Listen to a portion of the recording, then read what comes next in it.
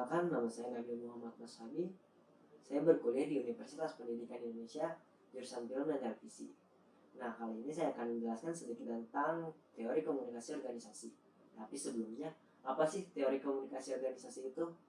Teori komunikasi organisasi menurut katakan bahwa penyampaian informasi atau pertukaran informasi di dalam suatu organisasi sehingga membentuk arus informasi. Nah, jadi teori komunikasi organisasi ini merupakan sebuah proses yang ada pada dalam organisasi. Biasanya berupa penyampaian informasi, pertukaran informasi yang tadi, lalu juga menyampaikan pesan, penerimaan pesan. Itu semua demi tercapainya tujuan yang telah ditentukan bersama. Selanjutnya, teori komunikasi organisasi ini juga memiliki alur. Yang pertama ada horizontal, lalu ada diagonal, ada upward dan downward. Lalu selanjutnya, teori komunikasi organisasi ini juga memiliki beberapa manfaat nih, seperti pemahaman mengenai komunikasi organisasi dapat memperkuat hubungan antara anggota dan pemimpin organisasi, sehingga umur organisasi dapat bertahan lebih lama dan akan tumbuh rasa ingin menjaga serta merawat organisasi tersebut. Dan juga, seorang pemimpin dengan anggota dalam suatu organisasi dapat lebih paham lagi dan dapat membuat sadar akan tugas-tugas sebagai seorang pemimpin maupun anggota dalam sebuah organisasi. Kesadaran ini dapat meningkatkan kerja maupun efektivitas organisasi untuk mencapai tujuan yang telah ditetapkan oleh bersama.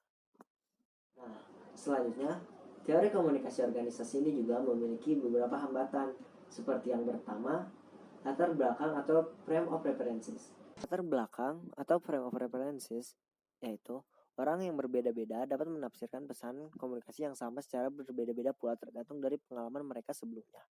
Hal ini yang kemudian menyebabkan perbedaan proses pembuatan dan penguraian sandi. Para ahli komunikasi berpendapat bahwa inilah yang menjadi faktor paling penting dapat mengganggu kesamaan dalam komunikasi. Lalu yang kedua, ada mendengarkan secara selektif. Mengenai mendengar secara selektif ini merupakan bentuk persepsi yang selektif yang mana seseorang cenderung mengaburkan informasi baru, khususnya jika informasi tersebut bertentangan dengan kepercayaannya. Jadi, apabila seseorang mendapat pengarahan dari manajemennya, maka seseorang tersebut hanya akan memperhatikan hal-hal yang memperkuat kepercayaannya. Yang ketiga, ada mempertimbangkan nilai atau value judgment. Pertimbangan nilai atau value judgment. Dalam setiap situasi komunikasi, penerima akan mengadakan pertimbangan nilai. Pada dasarnya, pertimbangan ini menyangkut pemberian nilai menyeluruh kepada sebuah pesan sebelum menerima seluruh komunikasi. Lalu yang keempat, persoalan bahasa atau semantic problem. Mengenai persoalan bahasa atau semantic problem, hal ini dapat disebabkan karena kadang kata-kata mempunyai arti yang berbeda bagi orang yang berbeda-beda pula. Maka dari itu, sangat dimungkinkan bagi komunikator untuk berbicara dalam bahasa yang sama untuk dikomunikasikan. Dan yang terakhir, yang kelima, yaitu penyaringan atau filtering. Penyaringan atau filtering ini biasanya terjadi dalam arus komunikasi ke atas.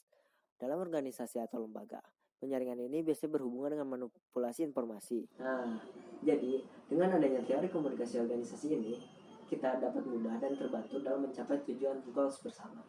Yang perlu di-highlight dalam teori komunikasi organisasi ini ialah tidak ada orang yang tidak penting di dalam suatu organisasi. Jadi, everybody is worth it di dalam organisasi. Terima kasih.